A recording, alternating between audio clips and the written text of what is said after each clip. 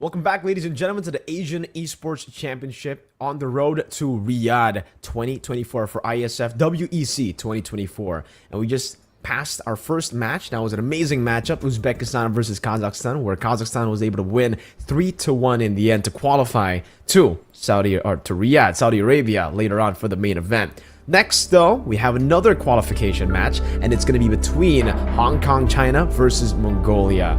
This is going to be a very, very interesting matchup, Niso, because I'm a big fan of the Mongolian team that has been representing Mongolia, but it was the MLB, it's the men's MLBB, right? So I'm very curious to see how the women's MLBB actually play the game.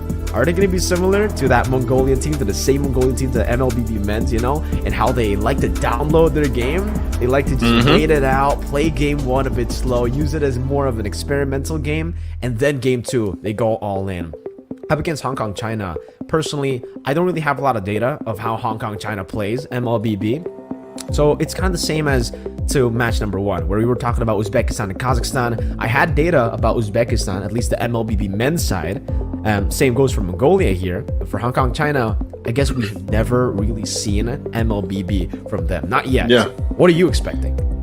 Oh, man, that's a good question because I feel like anytime you have Hong Kong, China come in and they're a team or players that, let's say, you don't have pretty much anything to really look back on.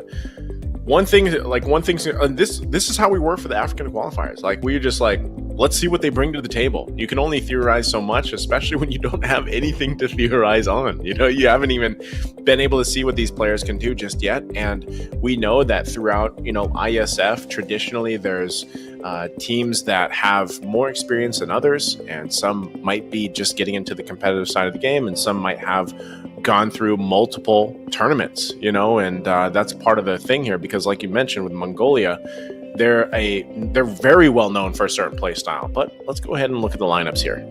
Let's take a look at Hong Kong, China first. This is their official team lineup with Shu, Anna Hung, Poi Killer Chung, Poi Rabi Wang, Sheng Zeni Wang, and Ming Judy Leung. So very, very interesting to see their lineup right here, man. Anna, Killer, Rabi, Zeni, and Judy.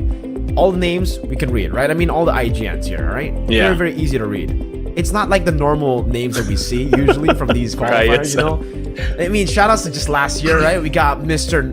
The guy from the we won't call him. We won't mention his name, but if you know, you know. Hey, and those guys became basically iconic in their own way, and all the I don't want to say all, but a lot of the competitors from IESF that go through this journey and everything eventually find themselves continuing to compete on in, other tournaments, which I think is really great because, some of them have really made the name for themselves here in IESF. So I'll give this challenge to you, man. Here you go. Here's Mongolia. Why don't you take us through the roster? All right, we got Zulana, Ayamest, Mob Psycho, Deja Vu, and Nonaxen?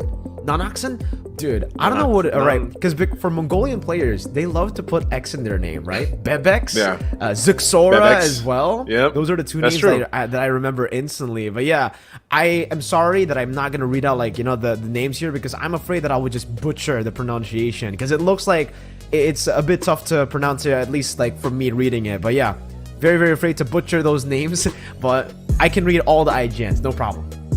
Yeah, so going back to it, Mongolia is naturally a region that is known for this playstyle that is, I would say, aggressive. They like to play aggressive, and a lot of the times, something that really surprised us before was just how smart they were, with that playstyle. And what I mean by that is typically when you see teams that play very aggressive, it's kind of just like, yeah, let's fight, let's battle, and hope that we win out on top of it. But so far, what we've seen, at least from even Mongolia's region, but even the men's teams in the past, is they really know how to play this specific play style. And I think they surprised a lot of people around the world. Now, for the women's teams too here, we have to just assume that they grow up, they end up playing on those servers and they go through that experience that they've adapted that same play style. I act like they're going through, life as MLBB players here. But, that's my point is for Mongolia as a region, we already have kind of a glimpse of how this region likes to play. And maybe it is the same to be said for the women's team. And like we said, it's that going against the unknown of Hong Kong, China. Like, how does this region play? We know that even some parts of the world have just started to adapt, MLBB as an esport and start to really put the time and effort into it. Like, we have seen this firsthand, Mirko, like some of the teams coming in, and we were saying the same things even in past tournaments. Like, man, I wonder how this team from this part of the world will perform. And you're either surprised in some way or another. Either you're like, wow, that's really impressive, or sometimes you're like, yeah, they need some work. Really unique. You can call it that too.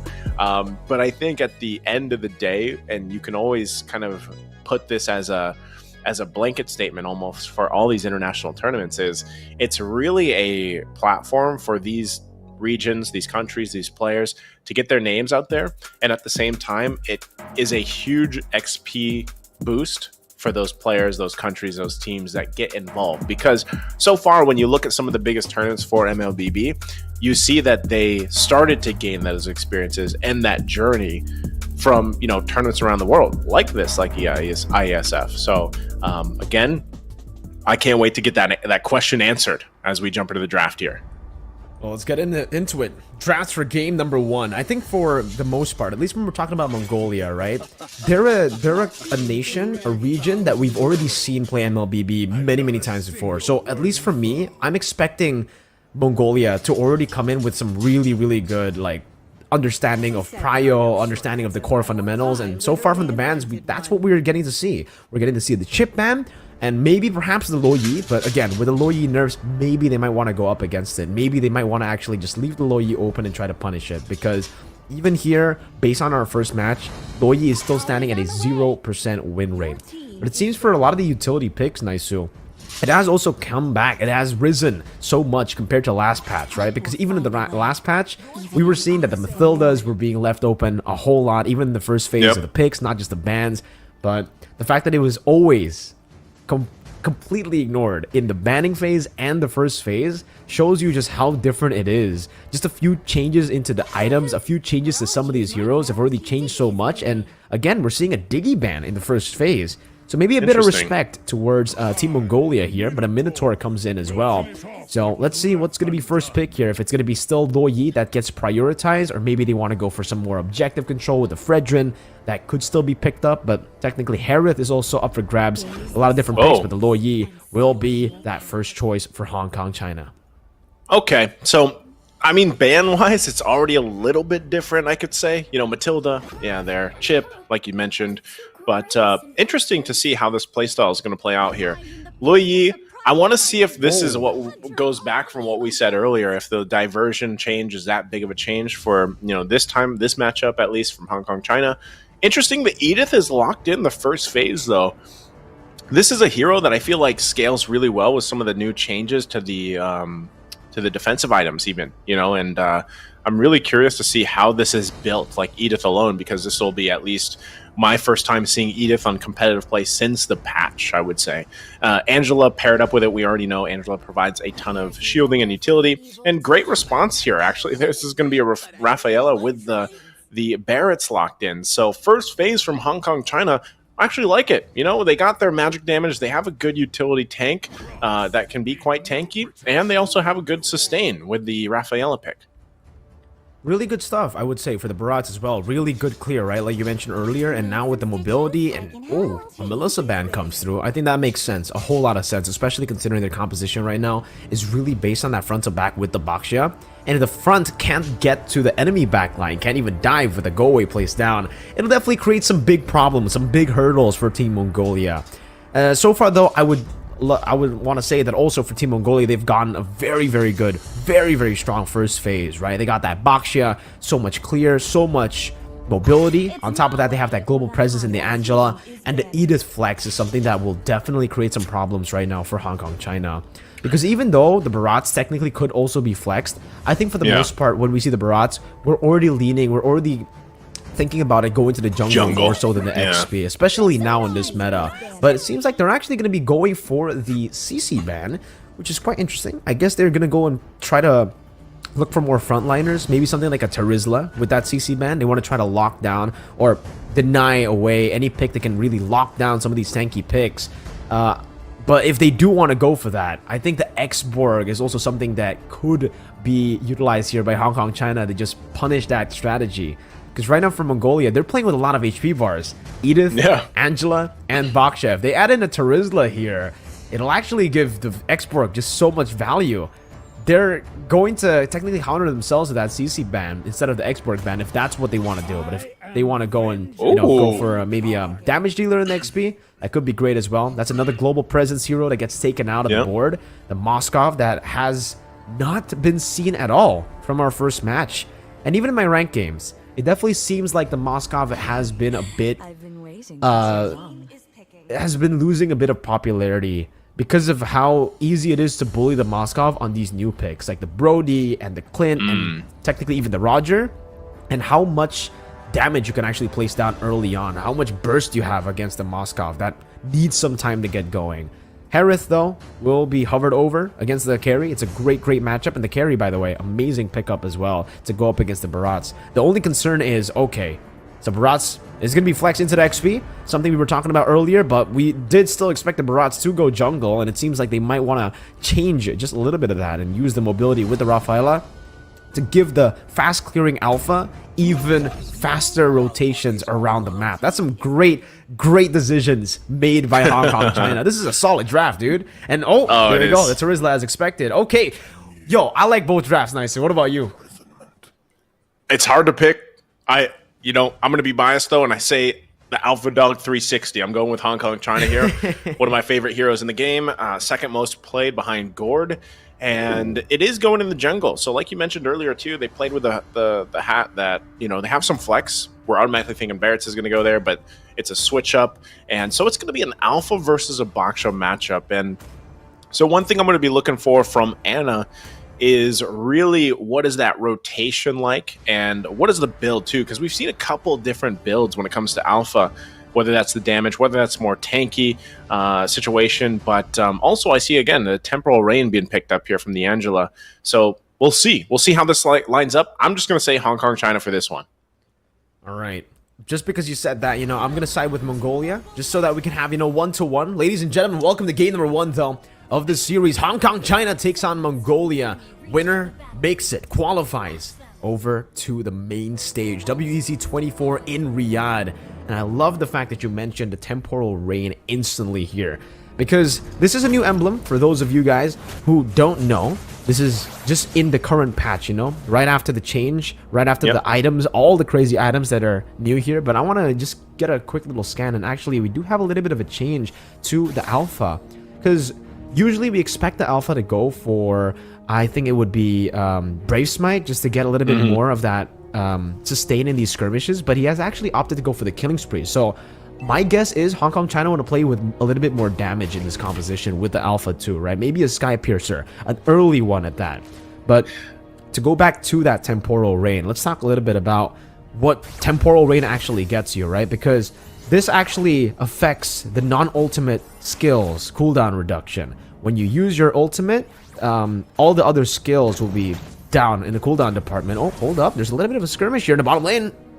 Yeah, Judy, okay, she's going to fire off, but it is an Edith. I don't expect IMS to go down, and yeah, she won't. But, as you were saying, I also wonder, this is probably the first time that I've seen Barrett's with Weakness Finder rolling with that. And I'm wondering how this, and Vengeance, how this is going to play a part in the greater scheme of things when it comes to the team fights. But you can already see Anna planning up here, goes in with a Spear of Alpha, now still looking for the kill, but once again, I missed. Going to be quite tanky on this Edith, so nothing to pick up just yet. And going back to the point, Temporal Rain from Zulana, like you said, when you get that ultimate, it reduces, the first and second skill with whatever hero is going to be using that emblem.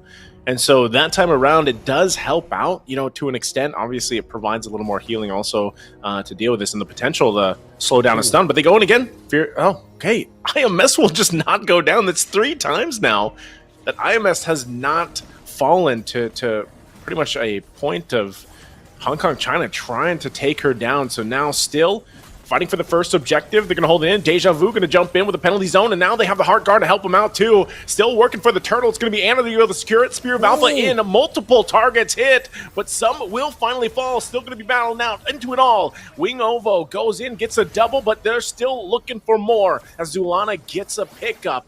It's a huge trade for both teams.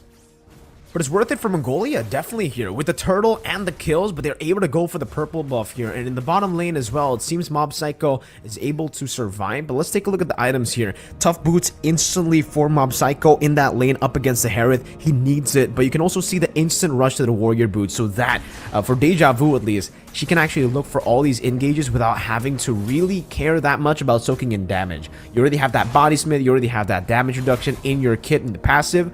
Add in the Warrior Boots, and it makes you just so tanky. And I think definitely we got to see that tankiness in the skirmish earlier.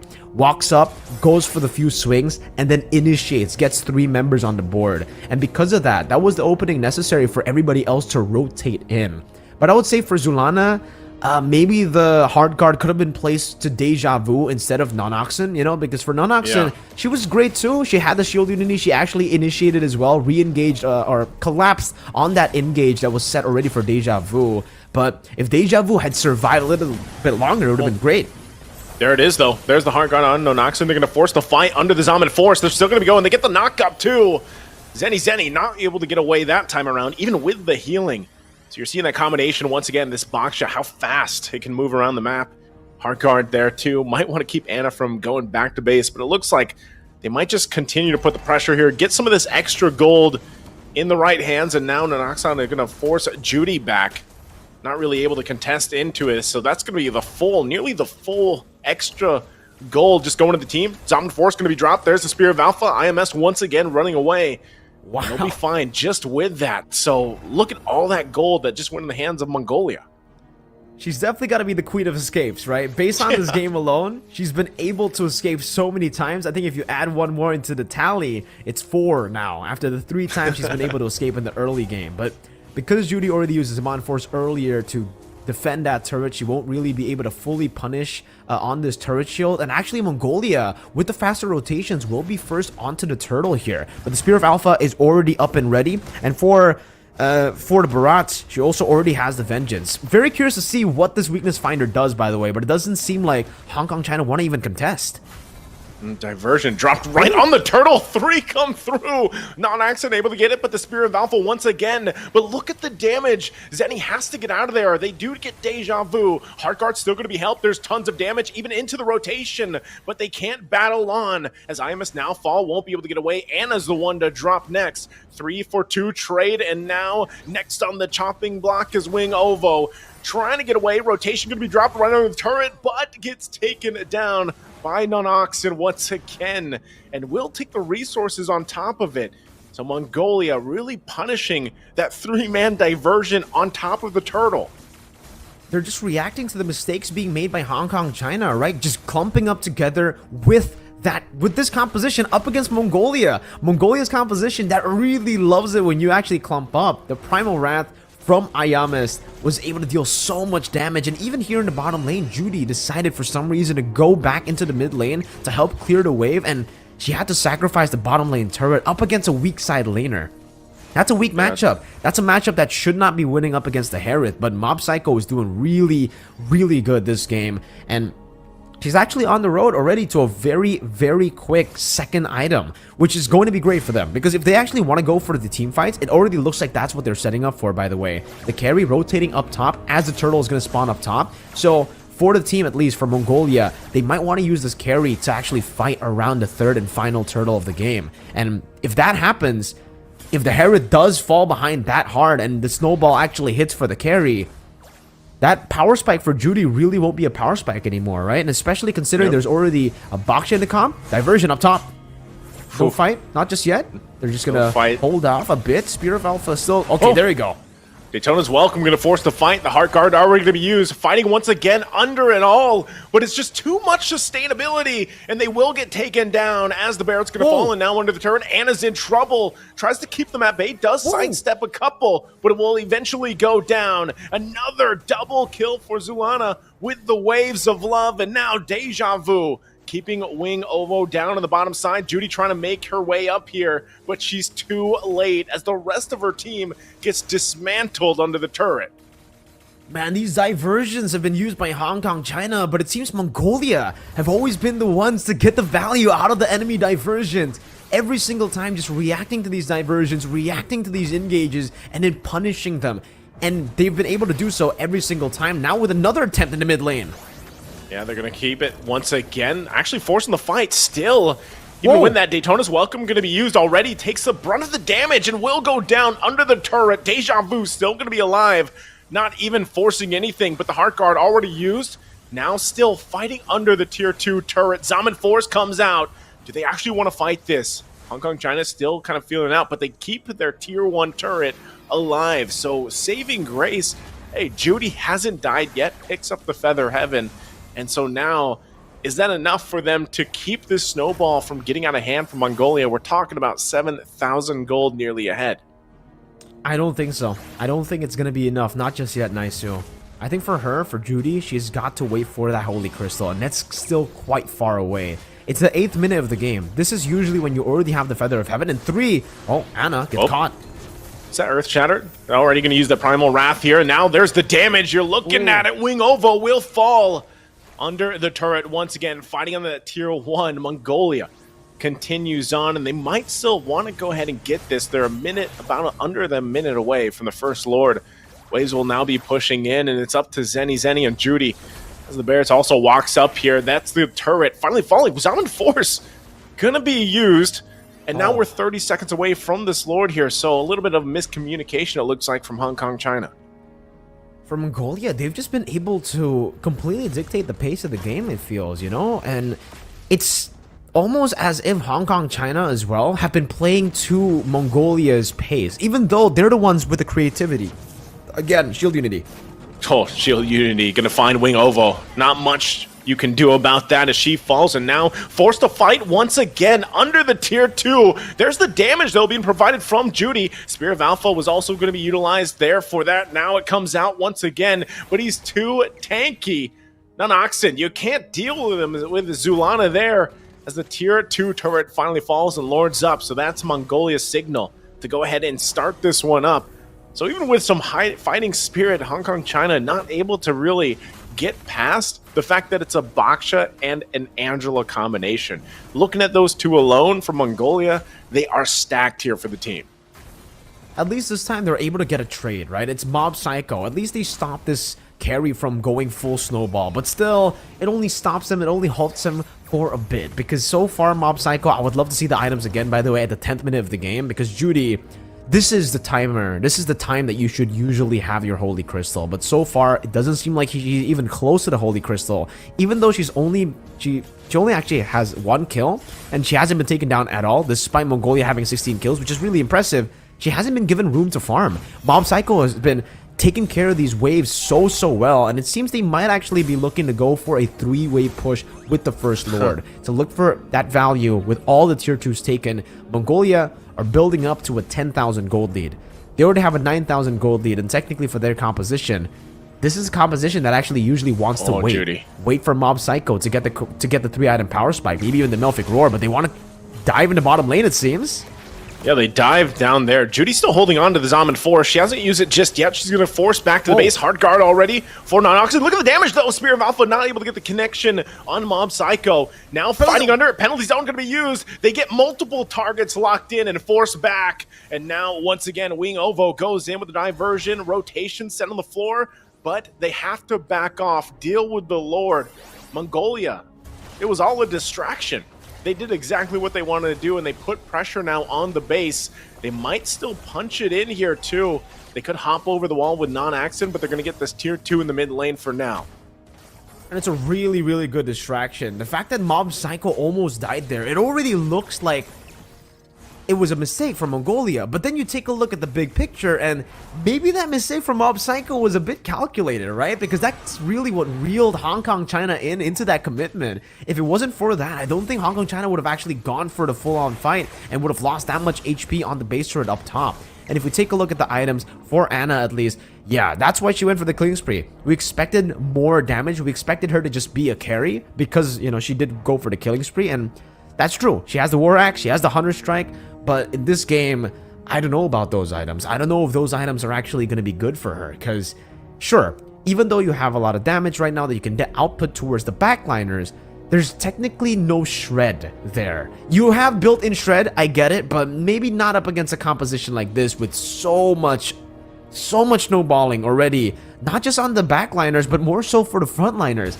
Nonoxen is so far ahead. Take a look at her items right now. Already with the Radiant Armor and the Athena Shield, so Judy and Wingovo will not deal damage to her. On top of that, she's already building towards maybe, I think, an Immortality. At this point, she can even go for Skygear and Helmet, Thunderbolt, you name it. There's a lot of different items she can go for at this point, but with the Anti-Cuirass as well, Anna's going to struggle doing a little bit of... actually, even without the Anti-Cuirass, with the Hard Guard, I don't really think Anna can shred through. And Mongolia, on the other side, they have all the damage in the world to deal with Hong Kong China. They have the true damage from the passive of Mob Psycho, they have physical damage, they have the magic damage coming in from Zulana, and Ayames on the Primal Wrath. That's, again, very, very underrated. You don't really expect a lot of crazy damage from the Edith, but when you start to realize it, oh, here it is! Oh, they're going to force the fight onward into the Earth Shatter, and that's a fight under the rotation again. Anna going to get taken out first, and now Judy trying to fight the best they can, but it's Varus that goes down. And these ladies just battling it out on this side, completely ignoring the Lord here. They'll finally go ahead and take it, but Anna just struggling with this alpha pick. And even this Barret's, we questioned the weakness finder, we questioned how this would fit into the XP lane, and so far, it's been a struggle to say the least. So Mongolia now furthering the lead even further than they already have, 10,000 plus, and now the Lord on their side here, Hong Kong China. The backs against the wall, you can see just the disparity in terms of items, even across each and every lane here. And she's already on the way to a Melphic Roar. As I was saying though, before the team fight started, right? When you realize that Edith is doing damage, by the time you realize that you're already dead. And that's what we saw in that skirmish. They were going at it. They were thinking, you know, we have a lot of AoE in our composition. We should be able to get some dubs here, especially in a choke point like this. And on paper, that makes sense. But then you take a look at the Primal Wrath. Then you see these two members die. And then you start to think, wait, what's killing us? And yes, it is the carry, but it's also that Primal Wrath. That magic damage just keeps on coming down. And now with the Lord pushing down, they want to look for maybe the end game play. They could definitely push this in and put the pressure onward into the Earth Shatter. Once again gets 2 on the knockup. Primal Wrath going to be used into the penalty zone. Heart Guard finding the target as well. They want to fight it out under this Lord. It's finally got to get taken down, but that's going to be the Barret's that falls once again. Unstoppable from IMS, but they might not be able to end it just yet. They still have to win the fight. Judy will eventually run back to base, still alive. It's up to Zenny, but the base is going to be worked on. A couple hits away, and Mongolia will take game number 1 in dominant fashion. A dominant game for Mongolia for game number 1, and I gotta agree with the in-game MVP. Nonoxen definitely deserves the MVP this time around. The fact that she was already so proactive all the way from the start of the game, despite not getting the first turtle, she instantly knew how to punish Team Hong Kong China. At the start of the game, they got the turtle. Hong Kong China got the turtle, but Mongolia got all the value. They were able, well, for Nonoxen especially, she was able to invade and punish, and you can see from the items as well now building towards that immortality. So that last item was immortality, and she actually sold the Molten Essence for another Ares belt that added into, you know, how tanky she already is. And also, let's talk a little bit about that Temporal Rain for Zulana, because Zulana, that Temporal Rain, we already talked about it, and on top of the fleeting time, yeah, you have your ultimate cooldown decreased already from that fleeting time. Now you get your entire kit all the way from the start of the game. It was ridiculous. I don't know if you paid attention. I don't know if you noticed it, Naisu, but the fact that she was spamming heart waves. Usually you see that, those heart waves in the middle of the game. She was already doing that at level 4. When she got the ultimate, when she got her heart guard, that was all that she was able to do. She was just popping, and even the ties, right? Like every single time, so much utility that you get with the temporal rain. And the fact that she also got the blood wings, that was just shield day, bro. It's a shield day, right? You got a shield unity, you got the shields coming from the heart guard, shields coming from the primal wrath, but it was all because of the layering as well. It wasn't just purely because of the sustain. The sustain was great, obviously, but the layering of damage, the layering of CC, this is going to be a trend now, especially in this meta, where the team with more damage, with more CC as well, just ultimately wins out in the game. It all started with Deja Vu, who took all the damage, soaked it in, and then went in with the Primal Rat, did enough damage. Then we saw a re-engage as well from Nanoxen, and obviously IESF, who acted as a marksman, technically, in the first turtle. And then the second turtle comes around, and it's already completely different, because at this point, at this stage of the game, they're all just ridiculously tanky. IESF couldn't be taken down, right? Not without you using all your resources. And by the time you do that, Nanoxen, with the help of Zulana, will still be around to actually deal all the damage back onto you. And you would think, you know, the Baksha, he's a tank, he doesn't do a lot of damage. But if it's a 2-0 Baksha at the start of the game, those second skills, right, when he throws the shields, it's so deceiving. You think it's going to be like not as much damage. You don't think it's going to be crazy damage. But then you take a look at this just here, and the fact that he was able to get all of them so low for Zulana to just pop in those waves to get those kills, this shows you how much damage he does. And I think in MPLID as well, I remember for me personally, there was a pro player who built Radiant Armor in a game, and there was no magic damage from the opposing team. So I asked him backstage, yo, why did you buy the Radiant Armor? And he said, Baksha. Dude, Baksha does so much damage. Like, you don't see it, but he deals a lot of damage. If you take a look at the damage recap of some of these members, you would be very, very surprised. Because even here in the skirmish, it looks like IMS dealt most of the damage, but that additional damage that Nanoxen is able to place down, even with the Poissons, by the way, we don't even need to talk about the actual damage dealing ability. Just him walking around and, you know, the opponents just being around the Poissons, that's a lot of DOT that you actually deal. So yeah, very, very deceiving. And in the end, we definitely got to see that Nanoxen became a threat that no one was able to handle. At one point, it really feels like, at this, who's the carry, right? Is the carry the carry? Is Mob Psycho the carry? Because every single fight, it almost seems like Hong Kong, China were targeting Mob Psycho, and Mob Psycho is always really low. She's not able to participate fully in these fights, yet they still come out on top. Yet Mongolia still have enough damage. The frontliners are so ridiculously tanky, sustainable, and also, I don't know why and how these tanks are able to deal that much damage, but they did. And that's what ultimately ended with this game, ending in the 15th minute. IESF as well, at this point, she could do whatever she wanted. She could onward, forward, she could flicker, Earth Shatter. At this point, I think she could flicker Primal Wrath as well, and it would probably work out, because nobody can really deal with her. How many deaths did IESF even avoid in the early game? We were at like 4, right, on the counter. Yeah. And look at the end, 7, 2, and 12. On that ETH. Again, this was prioritized in their first phase, and it shows why. But that's the thing. It was so troublesome for Hong Kong, China to get through the front line. I mean, even if you didn't have the Angela, I think if it was just a Baksha and the Edith, like that was enough already. And then and then you add the Angela, and that is a deadly combination, man. Like, to see the way that worked, plus the Temporal Rain, and it makes me wonder, too, how many more heroes you could actually play the Temporal Rain emblem with, because as I was watching that game, I know we talked about this very slightly in the beginning about the Alpha running the killing spree, but I'm wondering, like, what if you even ran, for example, Temporal Rain on a jungle like Alpha or Alucard? Because it resets those cooldowns so quickly that, you know, I'm just wondering, like, and I'm sure there's people out there that are really, really good with the numbers and they break it down, but like if that outweighs having the killing spree, for example, like just having that extra damage like so much quicker, because we know that how much damage comes from the first and second skill of Alpha, for example, right? Who in this idea of Temporal Rain on an Alpha or even an Alucard, we know a lot of the damage is front loaded into those abilities, and if you can get a snowball going. So it makes me wonder, like, some teams, if they've tried that out yet and what more we'll see. But so far, that combination alone, like you mentioned in the highlights, the Angela with the Baksha, who is the carry, you know, and I think that's the best way to put it when I say like this gold lane experience concept.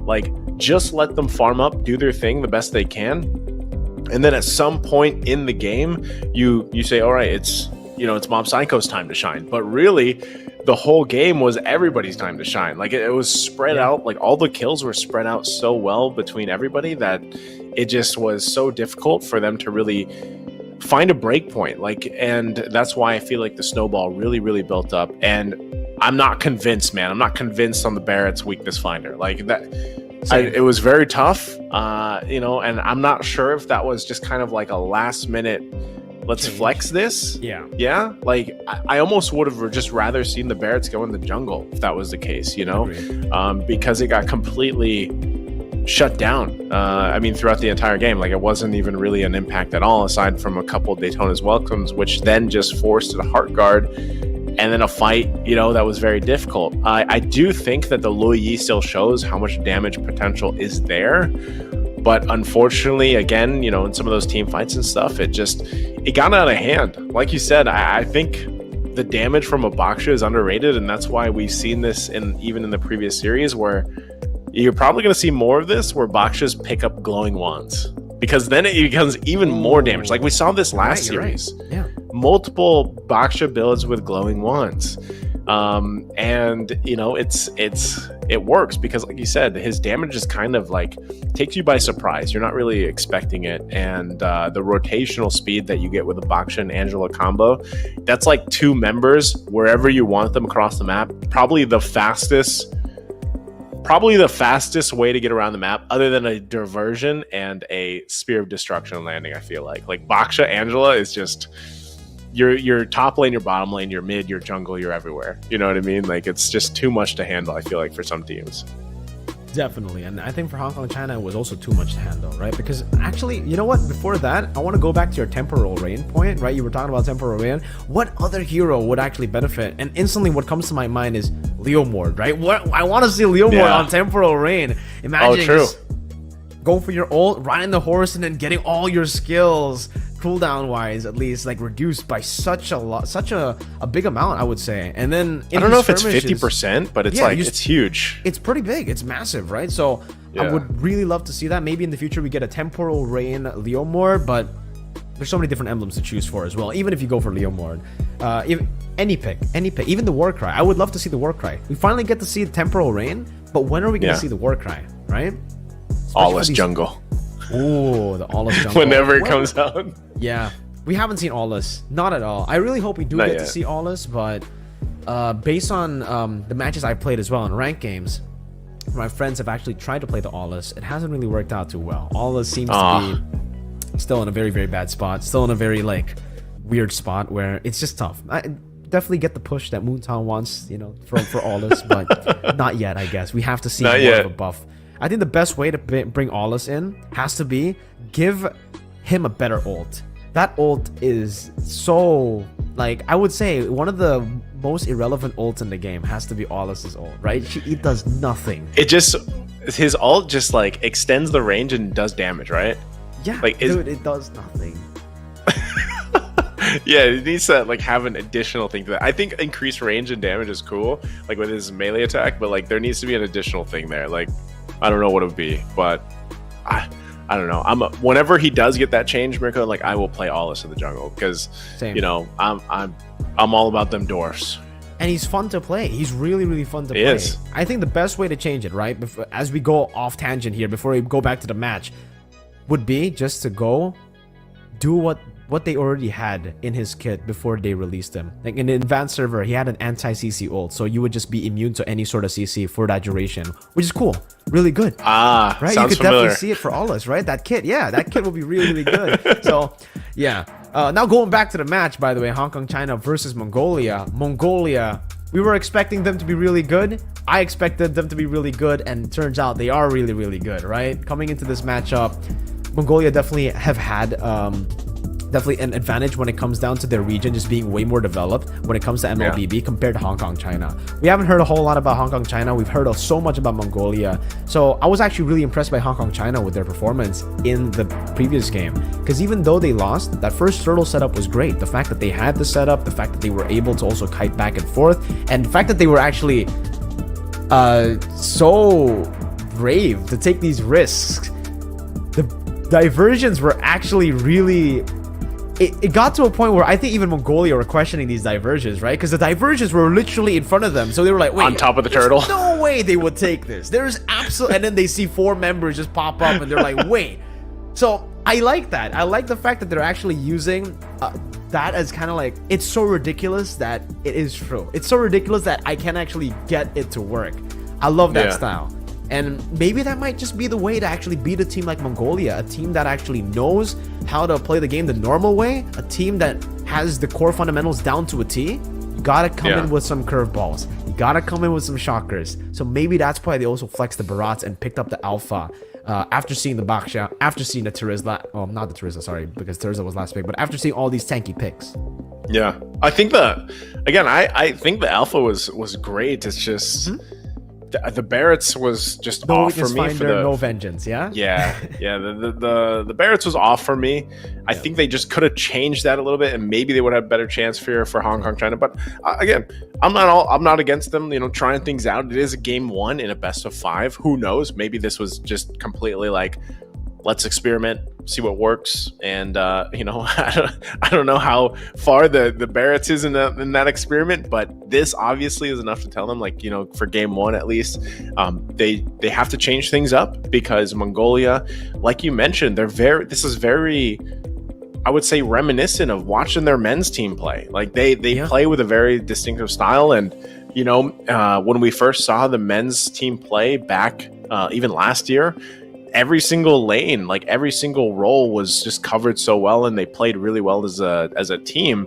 And so it almost makes me wonder, especially some of the insights that we got from the African qualifiers, where we learned that, there was a lot of overlap in terms of like coaching and preparations from some coaches from going from men's to women's teams and helping them out. I'm wondering like how much of the impact there is from the Mongolian like men's training side to maybe possibly over here to the women's, because when you watch them play, like I said, it's reminds me a lot of them. And of course with their own style, even to a sense here, but overall I think I can't even pick out one single lane that I would give like an MVP performance to, because they all played it so well. Like IMS, I want to see what else she plays, because this Edith was very good at just staying alive for one, and then like switching gears and being a huge damage threat as the game went on. So I'm wondering exactly what's going to change here for both the teams, and we'll see, because jumping into the draft here for game 2.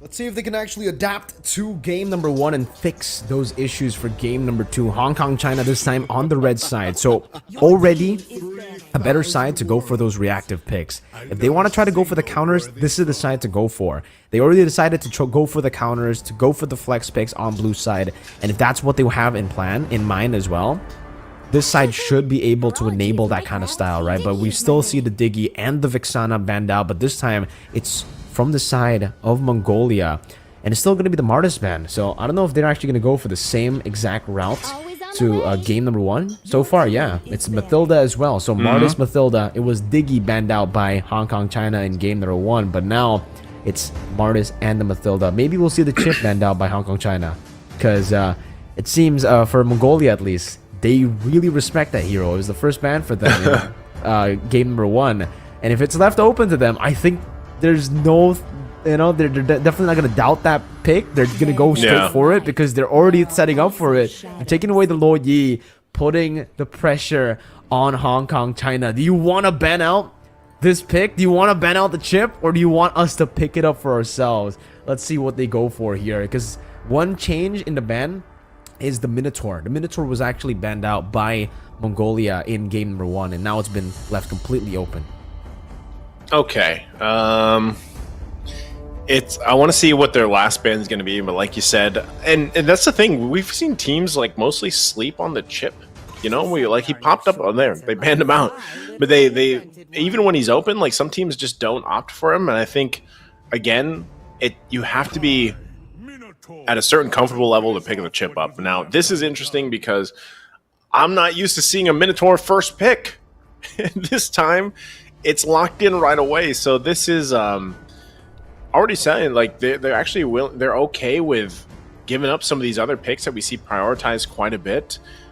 This time around, though, the fact that you lock in a Minotaur first, I feel like this still leaves you a lot of leeway to move around. I mean, even with the Angela open, and they don't go that route. So I'm really wondering why the Minotaur first pick, but maybe that'll be answered as we get through the rest of the draft. Now, the answer with 2 picks here, what do they take? There's a lot left on the table. Rafaela, Novaria. I think this is better. Like, the Novaria is great. For Hong Kong, China, gives that vision, gives the poke, and they have sustain still too. I'm just not sure for the Rafaela, but Alpha seems to still be the play over here too. Yeah, and I think... Or no, the swap. Yeah, they could definitely go for the... I think at this point, they can actually just go for the Angela as well, right? But they'll go for the safer choice, which is the Terizla, because they already have a roamer. But yeah, I would actually expect, especially with this kind of composition, that an Angela would still work in their composition as a mid laner. We saw that with the Temporal Rain, you get so much of that cooldown off of your other skills when you use your ultimate. So technically, there are still ways for you to deal damage while on the Angela. Maybe even more than before, right? Now you can actually deal more damage because you have the Temporal Rain, you have that cooldown, and you can just go for full magic damage on the fleeting time. We also saw the Blood Wings from the Angela last time. So, a Gato Kacha. Whoa, a debut pick here coming in from Hong Kong, China. We were talking about how maybe some of these teams might be able to replicate that kind of crazy brawly style that we saw in the Africa region. And I'm glad to see this. I'm glad to see the Gatot Kacha make its way into the scene, into this draft. On paper, it's great. It's kind of like a pseudo Minotaur, right? It's almost like a Belric. Pseudo Minotaur. You kind of like want people to jump on you, then you get the taunt, and then you get your ult, and then you have that vengeance too. But this time they will ban out the Angela. They will take that away. That was a bit too much for them to handle in game number 1. The X-Borg, though, this time will be banned out as well. That was something that we were talking about in game number 1 for Team Hong Kong China to try to counter that tanky lineup that I was actually quite surprised that they didn't go for, but they ended up going for the Alpha and swapping the bronze into the XP. Let's see, though. Last few bans coming in from Team Hong Kong China into mid and gold lane. I think with this comp, by the way, like the Brody still is great for Mongolia. If Mongolia want to go for Brody, it's going to be so good. Mongolia goes Brody. I'm so how isn't Gatakacha Indonesian? Is it Indonesian? Yep. Folklore hero? Yeah. So what's the correct way to say it? I feel like I've said it wrong the whole time I've played MLBB. Honestly, I just say Gato. Gatakocha. Gatot Kacha. Ah, okay, Gatot Kacha. Okay, I was wondering. I just had to ask, since I have it here. But yeah, it's a pick that is going to be interesting to see how it works, because at the same time, I feel like it's usually picked up to deal with a lot of like the marksman choices, especially like, for example, that Moscow that was shown on their side. You see this kind of picked up either that or the Belric, kind of even dealing with the Claude. But one thing I'm really wondering is also what the build path for this is going to be, because with some of the changes like we've been mentioning, we don't mention too much about the defensive items, right? But even I think was it the Twilight Armor that now acts differently? Like is it the Twilight Armor that doesn't have that cooldown anymore on dealing with some of the damage? But I'm just curious what that build path defensively for the Gatakacha is going to be. Nathan hovered over here, not locked in just yet. Also, the Faramis, if this is locked in, we've seen this hero ban out consistently, but they go with the Nana and the Nathan. Interesting.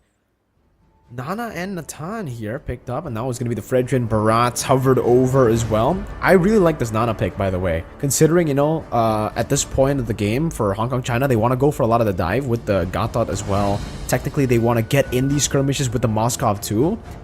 I really like the Nana pick. The Nana pick actually adds in another layer of CC, another layer of burst damage, and technically with their combo, This is a pretty disgusting combination for Mongolia. They got a Minotaur. That's so much AoE.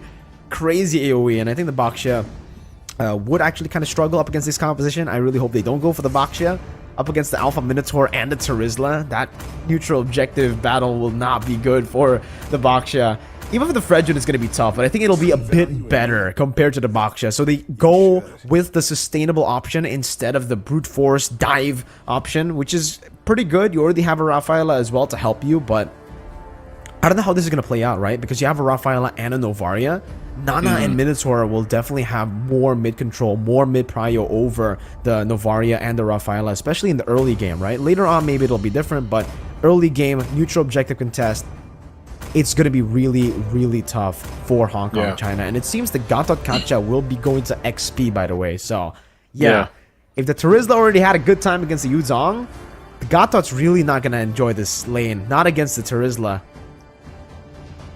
I don't know who to like say that I like their lineup better here. You know, I mean, it's so interesting with some of the changes that have happened, especially the fact that now you're gonna have this Gattacacha playing a part of this, and it's mostly like I got to see how it kind of plays its role in this whole thing because, again, they struggled specifically. You know, when we saw the Barretts in the last one. So let's see how it plays out. Well, here it is, ladies and gentlemen. Into the land of Dawn we go for game number 2. A chance for Mongolia to make it match point here in game number 2. And for Hong Kong, China, it's all about how they can try to equalize. With more of a late game composition, they're going to have to wait out a little bit more. Meanwhile, for Mongolia, they've got a good mix. They've got that early game, crazy neutral objective control, crazy clear speed as well on this Alpha. Compared to Anna, by the way, on the Fredrin, you can already see the difference. Oh, a very cheeky little steal there planned by Zulana. Unfortunately, unable to get it, but it was a nice try, and it did force Anna to actually use the Retribution. But back again to my point, the fact that Anna went for Brave Smite, not Concussive Blast, and he's already in a matchup against the Alpha, they're definitely going to try to go for the invade here, and you can already see it. IMS already setting up for it. Okay, yeah, they're not going to... Oh, they actually might fight this out. If they get caught out a little bit, though, Mob Psycho going to be fine. But they're still on that side of the jungle. Not Oxen forcing them out of this side of the buff because Anna, she wants to make him work for it. So still fighting for this orange buff. It's not going to anyone just yet. Ooh. Mob Psycho going to be the first one to go taken down in the instance. Now not Oxen. This is a mistake coming out from them wanting to fight for this. All for that first orange buff. Way too aggressive from Mongolia. They got the win so early on already. They were able to invade. They were able to stop Anna from hitting level 4. They should have just been happy with that. Considering they don't have the strong lane in the gold lane, they should have actually played it a bit more safe. But they tried to gamble with that early lead. They tried to multiply that lead, and it didn't work out for them. Now, Wingovo, the member that we were talking about in this game that would actually struggle quite a bit in the mid lane up against the Minotaur-Nana combo, has 2 kills. So if she's able to stabilize in the mid lane, if she's able to actually utilize this lead and go for neutral objectives, this might actually halt Mongolia's plan in the early game to snowball. That neutral objective control might be a bit tougher to pull off now that they are behind, but it does seem like they still want to go for it. They still are on top of it, and it seems the Fredrin wants to contest. Yeah, they're going to have to. Turtle secured, though, by Non-Oxen. Now they're going to find it out. Still going in. Huge Minoan Fury. Spirit of Destruction going to be used. Not going to follow it up, though. Judy doesn't want to appear in that fight. And so this could be also the buff taken as Judy makes her way down in the mid lane. So now Mongolia fires back, gets an objective and some kills, and even gets a small gold lead in the exchange. Well played to Mongolia and all that. Yeah. Meanwhile, up top, right, Mob Psycho is able to pop into Entropy, getting 200 gold. And she's staying a bit too long here. She does have the flicker. She won't be able to use the Entropy. Yeah, she flickers out, but now Zenny's there. There's the Holy Baptism, and a couple hits will take her down, like you mentioned. Mob Psycho staying a little bit too long. I guess just happy to see the numbers rise up on that gold, and she gets taken out in the exchange. So now she's got to deal with Judy getting a little bit of a lead now, working towards it. IMS going to jump in, takes the shot. Now Zulana, though, this Nana, look at the damage, comes in with a flame shot as Judy will fall in that exchange. And also the glowing wand just picked up now from Zulana. So still, look at Non-Oxen even with the exchange that happened earlier with the overstay in this enemy territory, she will still go ahead and try to take more, but right now, Mongolia happy with that. Great snipe with the flame shot and great calculation as well. The fact that she was able to get them, blitz in. Very, very well played. And now they look to gank up top once again. IMS! Oh, IMS gonna jump in, get some no inferior under the turret, into the Spear of Alpha. Non-Axon will get Judy once again. Judy having a very difficult time dealing with all this being thrown. Zenny will get back to base, and it looks like they're going to go ahead and take that turret on the tier 1 top side while they send Deja Vu to the mid lane to try to hold it down. But Mongolia, this is what we saw them kind of do last game, and it looks like it's going to be a trade on the map down bottom. So they might set up for the objective, try to get this turtle, second one of the game, and try to look at some of these macro plays. This is where we have to see if Hong Kong China is able to deal with some of the macro style of play. So far, they've done a good job at staying into the game, but that will be a objective secured once again for Mongolia. It's going to be very, very tough for Hong Kong China to actually, come back from this kind of snowball, though, from Mongolia. Because take a look at this. Even Mob Psycho is getting so much value on these turrets. He was able to pick up 220 gold, I think it was, up top. And now he actually even gets the X Speed Crab at the bottom side of the map. So even more of that snowball, despite him being 0-2-0. She's a level ahead of the Moskov, and she's doing great. I think in terms of gold, she should be doing a bit better than Judy. And it seems Non-Axon. Oh, Non-Axon wants to kill Judy again. Just in the sights. Non-Axon now going to go 1 versus 3. The rest of the team's a little bit too far away to help fight for this, but will take out Anna. Spear of Alpha going to be used. Almost got Wing Ovo on top of it. Man, Non-Axon, she was on fire there. No wonder she's so confident on this Alpha pick. An absolute beast on the Alpha. My goodness.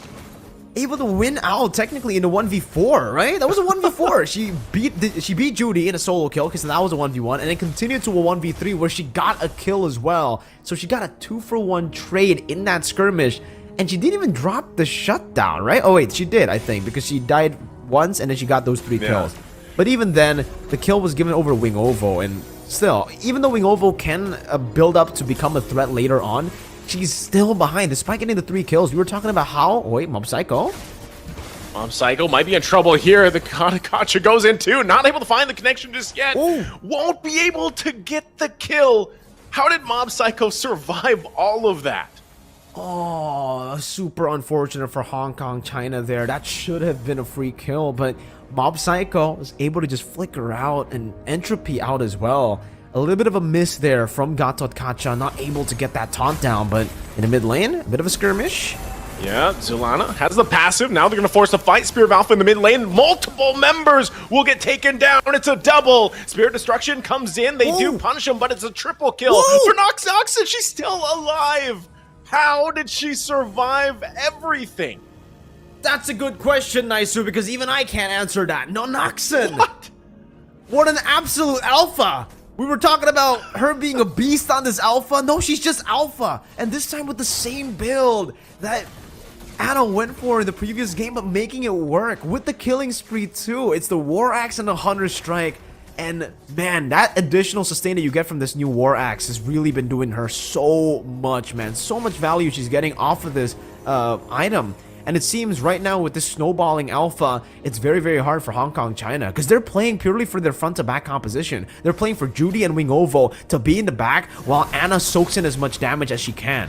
But at this point, I don't even think she can... Whoa, by the way, Judy with the Windtalker, is she going for a critical build? And that's a free turtle, by the way, coming in for Mongolia. But an interesting build. Would love to see the items there to see if Judy is actually going for a crit build instead of the attack speed build that we are very, very used to. For Mob Psycho, she should be very, very close to getting her item power spike as well. If that Holy Crystal gets built up in the 10th minute, this will be a very scary game for Hong Kong China because they will not have a front line with an Alpha, with an Ana, and with an Atan all snowballing like this. Yeah, oh wow. Judy actually followed up in the mid lane, so just wanted to go ahead and farm in that bottom. It goes up to the mid, and we'll rotate back down most likely, but still interesting for Hong Kong China. I mean, they find themselves, hold on, mid lane once again. Zenny will be taken down in an instant. Avatar of the Guardian going to go in and now caught under it all. Ooh. Tries to get away with him. No Fury cuts him off and bouncing back on. Double kill though for Non-Oxen. Able to get more. This alpha is online. And now they'll continue on looking for the next kill. No Lord going to be up for another minute or so as they rotate. Judy there. Judy, you got to be careful here. They might jump in once again. Non-Oxen has the Spear of Alpha available, and it looks like that's all they get from now. But it's all good, right? For Mongolia, at least. At least in the 8th minute of the game. Let's take a look at the items. And yes, Judy is going for the crit build on the Moskov. We'll see if that actually works out. And they... Oh! Spear of Destruction. Perfect timing, but not going to follow up on it. Oh. Anna, though, keeps him at bay. I'm surprised. Yeah. I was almost expecting Judy to go and follow up through. Oh, that was definitely a missed opportunity, man. I thought for sure Judy was going to take that Spear of Destruction, especially with this crit build. When they're all so low like that, Mob Psycho. Yeah, all so low. I mean, but I guess, again, Hong Kong, China able to at least get a tier 1 turret. Is this going to set themselves up for a Lord dance? Are they actually going to dance it off with Mongolia despite some of this difference in terms of items and economy? Looks like they jump in once again. Zenny has to flicker out, but this is a good chance for them to fight. Minoan Fury already going to be utilized as well. Deja Vu holding on to the penalty zone. Still has the flicker available. Going to get spotted out, though, by the Echo. And so they'll have to back off. But Hong Kong, China actually showing some signs of fight here.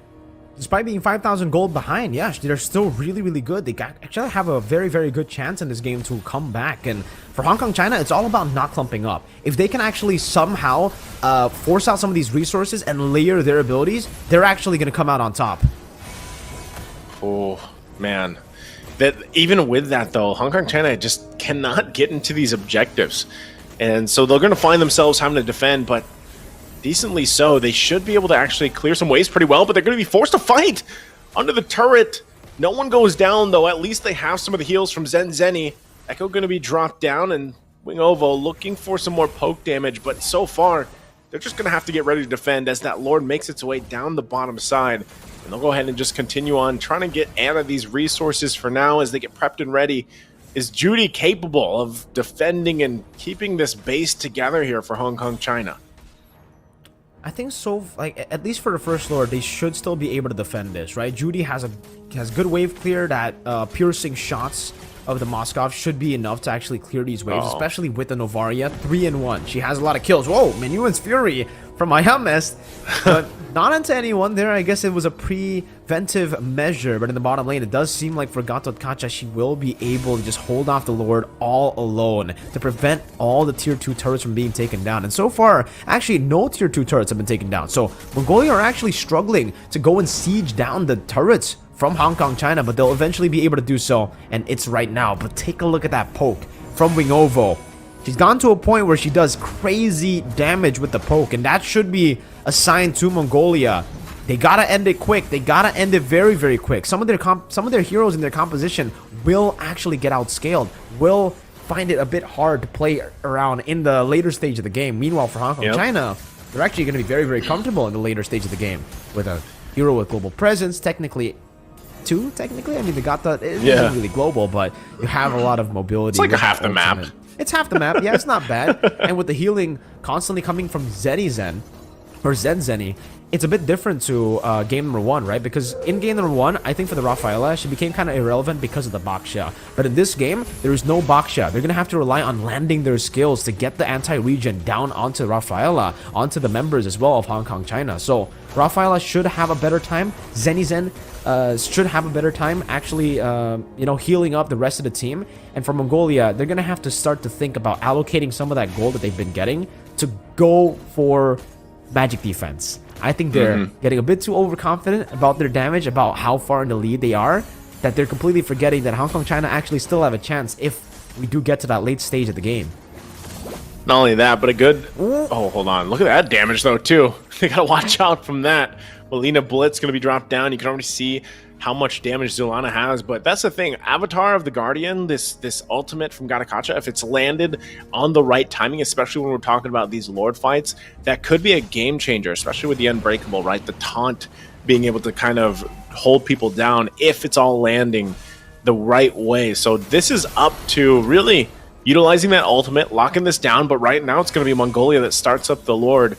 And this might be just a dance-off between these two teams. It looks like it's going to be just that. IMS goes in with the Mayo and Furry, gets two, locked up, knocked up, but no one goes down just yet. And now they're getting cut off, split off here. Penalty zone finds Judy. Judy's in trouble, has to get away, able to dash out, and will survive while Mob Psycho goes down in the exchange. So Mongolia actually, even if they force Hong Kong China back, no one fell, so they can just go back to base, heal back up, and get back in position. Great team fighting by Hong Kong China. You can see the mechanics shine for them, and now Spirit Destruction actually connects as well. But let's go back to that team fight, right, where Judy was able to deal so much damage, also escaping. And man, for Wing Ovo, these Astral Echoes have been massive. Just getting the vision onto all the members of Mongolia means that nobody can really flank. Nobody can really get close to Judy and Wing Ovo without Anna and Gatot Kacha, and technically for Zen Zeni as well, to stop that from happening. So for Hong Kong China, they have a way. They need to stop this Lord from being taken, though, because it's no longer a Lord dance. Once they go for Lord, it's a Lord commitment. Oh, they're going to have to. Anna trying to get her way up top two, trying to get in the zone. Echo going to be dropped. Deja Vu holding on to that penalty zone, waiting for the right moment, and there it is. Non-Oxen will be able to get the Lord, but can they win the fight? Judy gets a kill. They're still doing the work. Anna could be in trouble as she does fall. Spirit of Destruction not going to land. Point blank, though, too. So now that's the 1-for-1 trade mid for the jungle. Lord was secured, though, but it looks like Hong Kong China still wants to kind of run it down mid and try to do something about it. Spear of Alpha going to find them. Judy, there's the entropy. Mob Psycho doesn't have enough damage. The sustain is too much from Zen Zeni. So Mongolia will get the Lord. They'll have that advantage, but they're losing these team fights, these skirmishes, because of the sustainability with Zen Zeni. And now Judy is online here. They should be able to make quick work of this Lord, even unless they want to collapse down. And it looks like Non-Oxen wants to do that. Deja Vu holding their attention. Goes in with a Revenge Strike. There's the Spear of Alpha. Jumps in with a huge penalty zone. And now Judy firing off of the backside. The damage is huge. And Anna will get knocked up, but still safely in the back. They're going to fire off. IESF is going to be the next target. As the Lord already went down, Zulana dropped the Molina Blitz. Able to get Judy a double kill. A huge ultimate coming out from Zulana on the Nana. And now it's only Wing Ovo here. Mongolia looking to eye the base. The work on the turret with these enhanced minions. And Wing Ovo has to buy enough time for the rest of the team to come up, but this could be it. Mongolia looking for the base, the crystal, but the waves still need to push in a little bit further. They clear them out the best they can, and that's going to be it. The crystal's worked on, and Mongolia will take game number 2.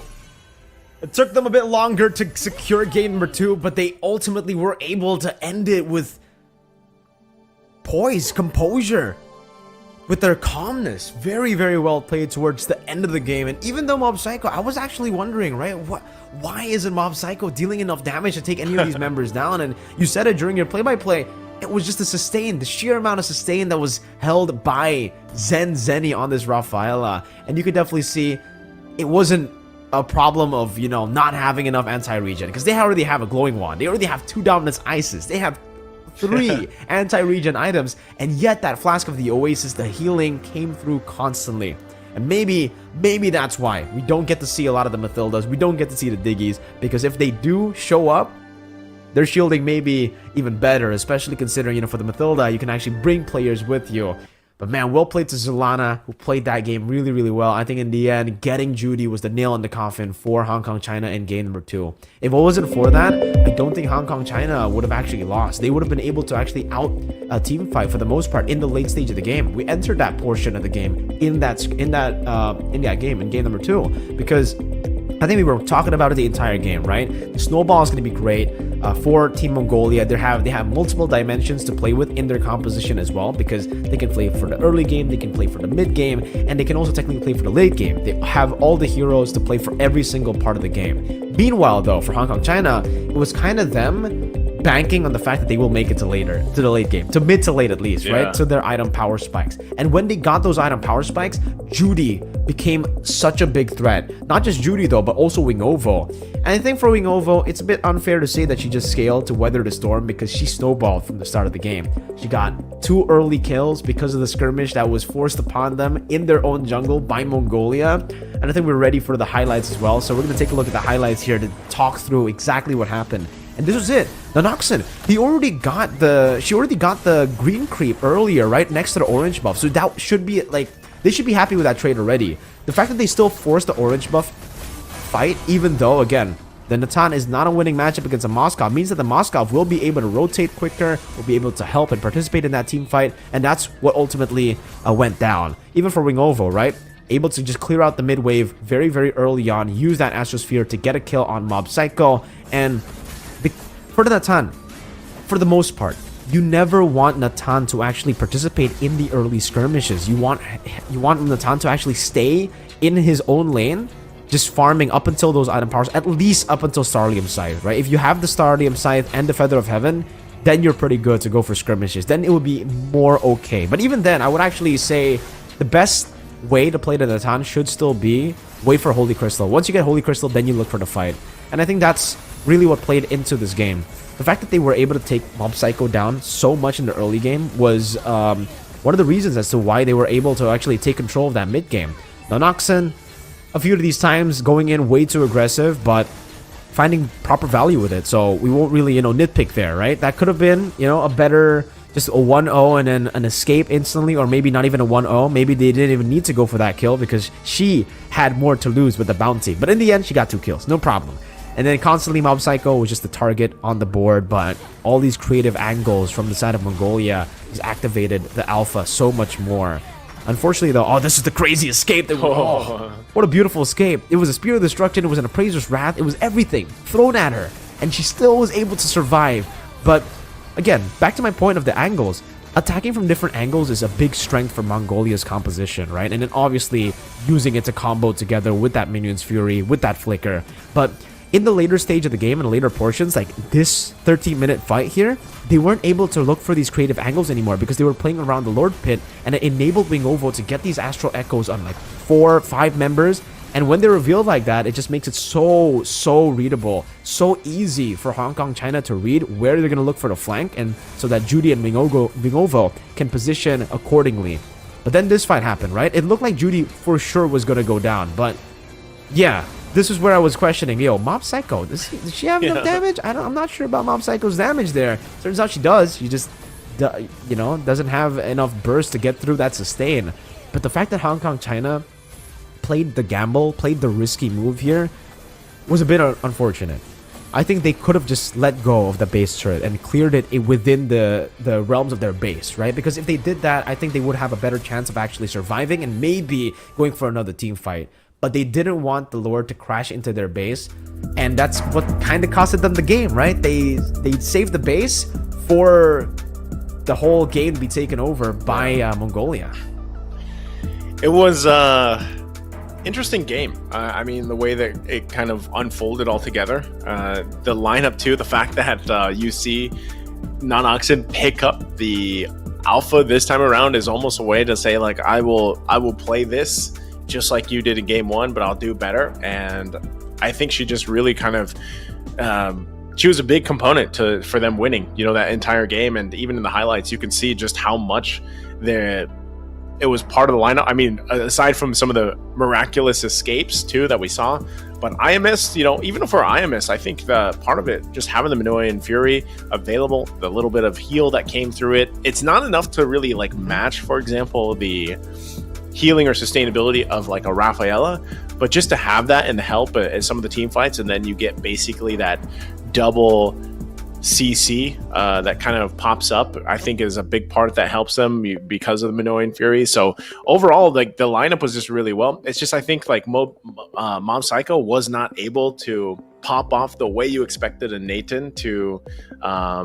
for it to work, but still they got the job done. And I think it at that point, especially at the end when they won some of those decisive team fights, that's where it really started to make a difference. And then Hong Kong, China, I feel like if you look at this game, though, they did better here. Like, way better. I know there was, I know there was like some issues and everything with, the way that they kind of approached the game or whatever, but Hong Kong, China did a better job at like keeping it together and then trying to turn the tables. But unfortunately for them, it was a little bit too late once they started finding their footing. And Judy also, I feel like when you called this out in the draft, the Nana pick, that was like it was a very good just sign that Nana is always a threat because of the fact that you have Molina Blitz. Like, and when you're in these like crazy team fights, and then it's just like you're not paying attention to like the ground, Molina Blitz gets dropped down. Like, you saw that double kill at the end, which played a part, and it was unfortunate because Judy, like, that's just a ton of magic damage being dropped down on you. You can only move so much. You can only get so much heals. And like you said, they had all the anti-healing items that they needed for the lineup. They had everything solved. So eventually,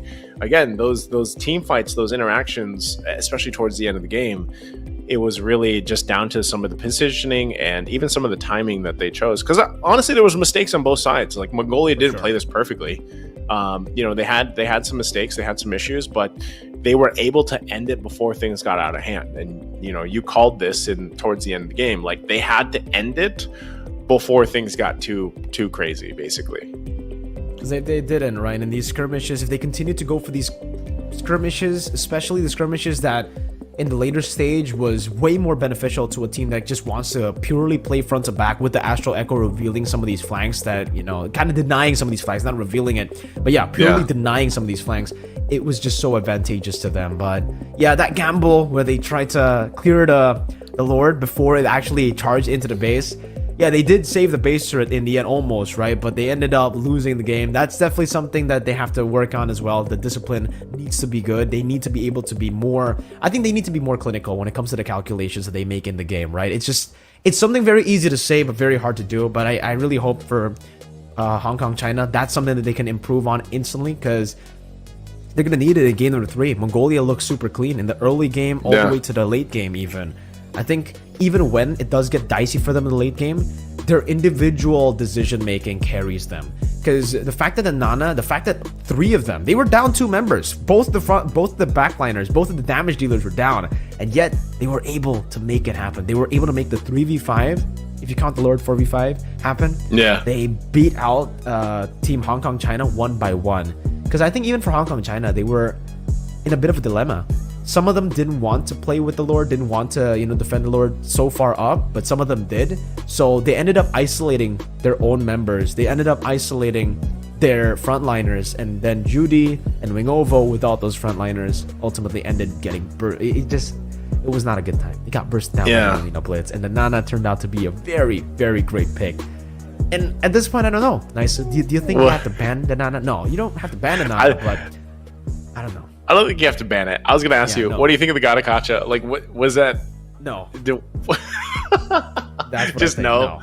Just no. Yeah. It's unfortunate because none of the Avatar or the Guardians, like the ultimates, really changed the course of any of the team fights. It's just like even the taunt, the Unbreakable, wasn't enough to like win some of the skirmishes. Like it did not work out. So I'm hoping, there's like an adjustment that can be made just for the XP later here, because from Barrett's to Gadakacha now, that has been sort of a weak link for the overall like team composition so far from what we've seen from Hong Kong, China. And, I'd almost like to just see her pick up, I don't know, Terizla or Yuzhong. Maybe Yuzhong is a little more technical, but like even just a Terizla, like lock that in. Get that penalty zone ultimate at least, because either way, like you can have a bad game on a Terizla, but penalty zone, a good timed penalty zone that gets multiple targets can change the course of a team fight throughout the entire of a game. Because no matter how gapped you are in the XP lane, if you land a penalty zone, it doesn't matter how much defensive items you have. They're still locked into your penalty zone, and then your team can follow up from it, So I think that's one thing is really, for Hong Kong, China, if they want to stay in this series, because again, this is a best of 5, and I believe it's only for this region. It's between these two teams to lock in that slot to WEC. So if they want to extend the series, they have to have an adjustment. I think that one of the biggest adjustments they can make is getting some more impact from the XP lane, because I think that's something that's definitely missing. Because if like the Gatakacha or even the Barretts from the first game, like if you miss your ultimate, or let's say you use your ultimate, then really, and even more so if it's a Gatakacha and you miss the ultimate, where like your impact goes far below, you know, what you can do on a typical XP laner. And I'm all for Gatakacha. I love him. You know, I love that hero. I usually play him in the roam, not so much the XP lane. Yeah, exactly. And because, you know, your whole, like, I feel like I almost wanted to see it in the roam, because it would have just allowed you to kind of roam around the map, landing the ultimates, you know, and that's really what you were kind of going for. Otherwise, in the XP lane, you're just kind of forced to sit there and be in that lane. Well, we're going to go straight into game number 3. Let's see if the adjustments can be made by Hong Kong China, because at this point, it's now or never, right? It's now or they get eliminated and Mongolia move on to the main stage. They qualify to WEC 24 in Riyadh. So for everybody watching right now, this is the game for Hong Kong China to do something, to get a game back, at least to force a game forward, because if not, it's going to be a 3-0 clean sweep to Mongolia, who will qualify straight into the main stage. Novaria going to be banned out this time. They get that respect out of the way. They saw what Wingovo was able to do, that Astral Echo as well. Those crafty Astral Echoes, denying any sort of flanks from happening, any sort of off-angle attack, which is great. I love the adjustment from Mongolia. I love the fact that, you know, they're already 2-0 up, but they still show that much respect to their opponents, who are still, by the way, going to go for the Martis, and now the Mathilda, and is it going to be the same exact bans from game number 1 that we saw? Could be. Could be. So, right? Diggy is next. So go for it. Yeah, Diggy. Yeah, there's the chip. So I don't know, man. Like I feel like either way, Hong Kong China, because they have the first pick here. I'm just wondering what their comfort is, because so far they've kind of changed things up. For the most part, I mean, other than the Rafaela, you know, not sure if Zen's still going to go ahead and pick this up, but let's see. So, also, we got word here about some important information, Mirko. All right, for everybody, Kazakhstan versus Uzbekistan match 4 was remade, but the round ended with Kazakhstan winning anyway. So entire round ended with Kazakhstan winning the best of 5, 3-1. It was off cam, so for you guys earlier that witnessed the match, yes, there were some disconnects that happened throughout game number 4, and that's why it was remade. But it seems with the remake, it was still the same outcome, and it was still Kazakhstan who were able to come out victorious 3-1. So yeah, there you go. We fixed the controversy. No more controversy. I hope everybody can accept that as well. Unfortunately, it was off stream. You know, it would be great if it was streamed as well. But yeah, there you go. Some fun facts. Now they know. Fun facts, yeah. Oh, fun facts. Angela picks up for the first pick. Interesting too, because I was almost thinking like they would go the Baksha Angela pick, but they actually are the ones that banned it out. So they decided to do that. I'm wondering what they want to pair up with the Angela here. There's actually a lot of great options still available that they could go with. Minotaur still going to be the answer though, to lock in here first pick. IMS has had a heyday on it, so they locked that in. And now for the question of, do they go for the jungle already? Because we can see some of these bans already coming out. Fredrin still is up. We saw the Fredrin pop up a couple times. But nope, it looks like, why not? She is a monster on the alpha pick. So she goes ahead and locks in the alpha for non-Oxen here. And it seems the Barat's going to be hovered over. This is a flex is pick XP? they've been able to utilize. Hong Kong, China? Yeah.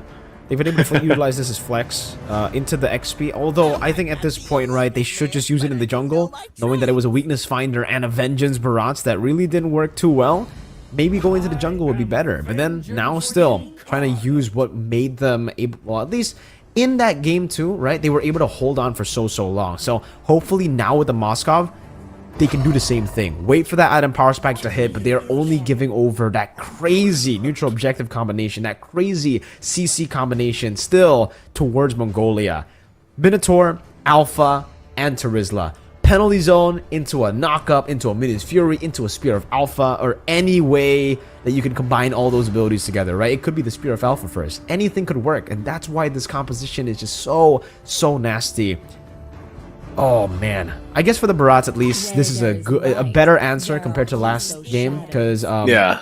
compared to the Fredgen, because the Bronze actually has anti-CC within his kit, right? So you can technically get out of some of the CC, but that damage is still going to be overwhelming, man. That base damage, especially in the early phase. If Ana falls behind early, it's going to be real tough. And the Loyi does get banned, by the way, so they are already respecting the mid lane prowess here of Wingovo. 3 mid lane bans to Wingovo. Okay. Interesting that they go this way. I think too, like, we're just gonna assume, right, that it is Ana playing the Barretts and not in the XP lane this time. So I think that this plays a better part. But so far, I could see if Hong Kong China learned from game 2, where, remember, Mongolia went in for that invade early on. If they try to do something similar here, I hope that Hong Kong China plays around it and is ready to punish it, because I think that's one of the key components for them for this game, is punish that early aggression from Mongolia that they've done twice now, by the way, and they actually try to like maintain.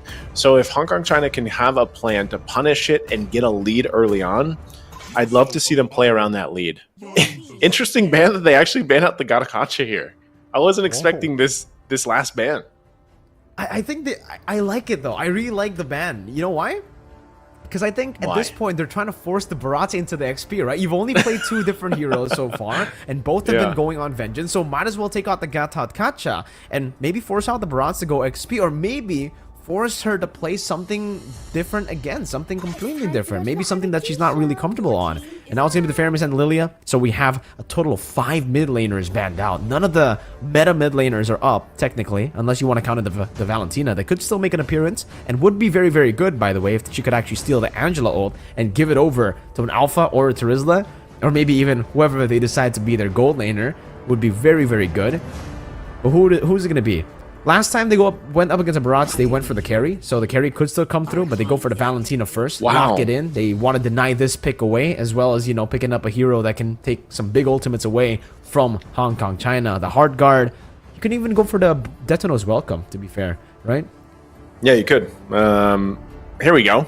Is this going to be locked in? I'd love to see this. I said this earlier. Pick the Trizla or the Yuzhong even, and we might see it happen for Hong Kong China's XP later, so hopefully she does lock this in. I would love to see her get a chance at this, but possibly CC2, some hero that still relatively does pretty well, is just not picked up as much anymore. Even the Valentina, like, I feel like in a way Valentina's kind of fallen aside a little bit. Yeah. Okay.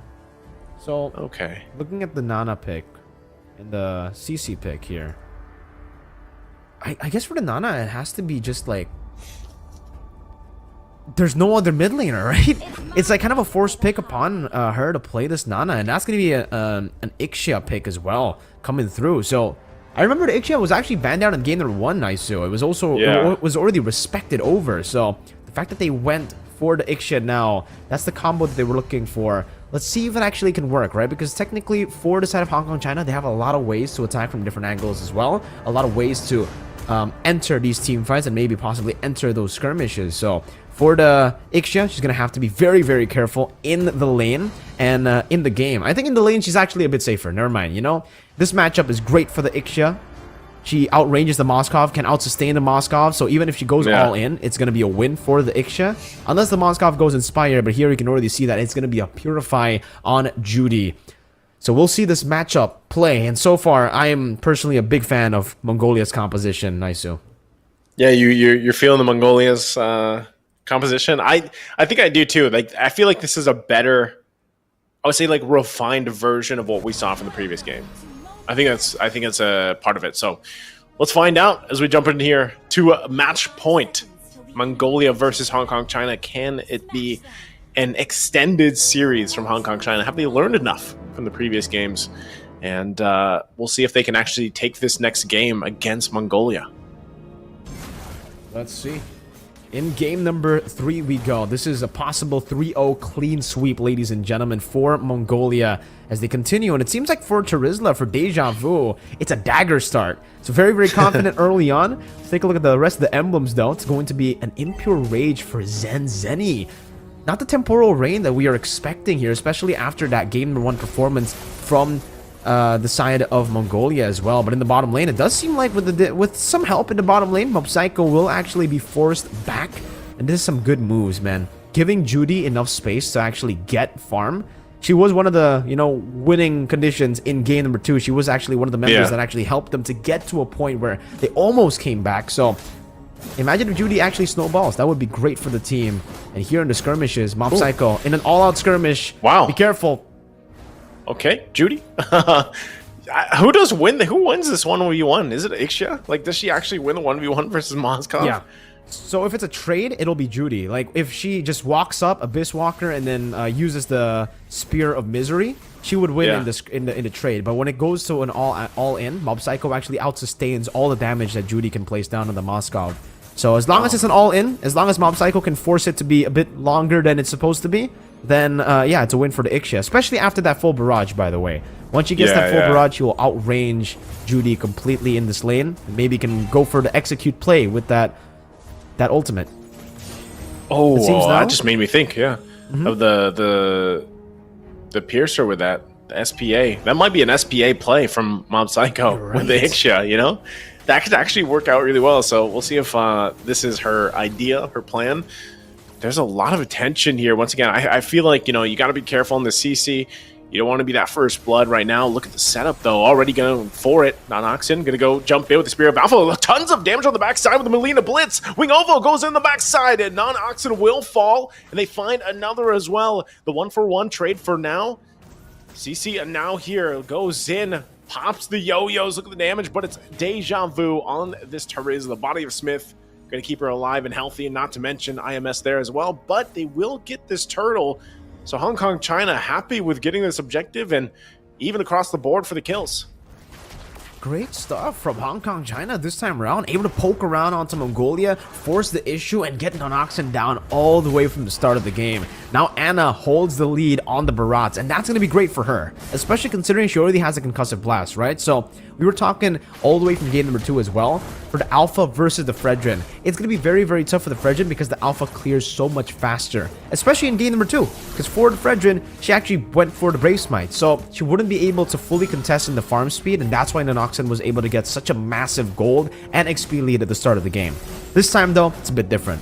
Anna has concussive blast, is on the Barats as well. Barats on a hero level, she already clears, I think, kind of similar to the Alpha. So the fact that she already has the concussive blast as well should be able to match up in that clear speed 100% of the way. And Nonoxen, very, very aggressively entering the enemy jungle, will be able to take that away. But here in the all-in up top, it seems like the CC is already winning it out. Ooh. Oh, this could be the moment. Penalty zone under the turret, though. The punish. No way. Just when you thought there was going to be a change of course, that happens, and now on the bottom side, they're in trouble once again. Minoan and Fury in the flicker combination under the turret. Judy in trouble with the full barrage, but not able to get the kill. They stay alive. They might try to cut him off. Judy has to be careful alongside here with Anna. It's going to be the sandwich play. They have nowhere to go. IMS will get shoved back. Kills in with heal. There's the Spear of Alpha as they finally clean up the kill under the tier 1. And once again, Heart Guard going to be used with Wing Ovo, dropping down the damage. And they'll finally get Non-Oxen, so at least Hong Kong, China holds on to the tier 1 turret. Well played to both these teams. Honestly, the hold from Hong Kong, China, even though they had to, get a few of those members taken. Now Spear of Misery. Oh, good sidestep. Mob Psycho might just have to give this up. There's also going to be a trade, most likely for the turtle, but Mob Psycho doing her best to just kind of hold this down, was trying to clear the waves, but won't be able to. Doesn't have any mana left either. So we'll just recall, but it looks like at least for a little bit longer, Turt will stay up. They will be able to take this one down, though. No one committing to that turtle. Looked like there was some focus in the mid lane as well, trying to get that turret some knocked down a little bit, but they will just hold on. Once again, this fight, Nonoxen going to spot them out. The rest of the team could possibly rotate in. Nana, holding on to that Nana ultimate for Zulana, that Molina blitz, and we'll see where they make the play once again as they rotate up. Oh, Revenge Strike going to be used. Won't be able to have enough to get the damage, to get the kill, but actually, I think she's still going to push it in. She's keeping her from recalling. Going to take a couple shots, pops the Vengeance, it looks like, too, while Turtle's going to be worked on. Nonoxen gets it. She's still alive. Penalty zone finally comes in, has to flicker around defensively. Whoa. Judy, meanwhile, on the bottom side, gets 1v1'd, and now on the top, still, it's only Judy that fell, and the CC still alive. But it looks like they're still working it on the top side. Mob Psycho will be able to get this turret. They just can't get away.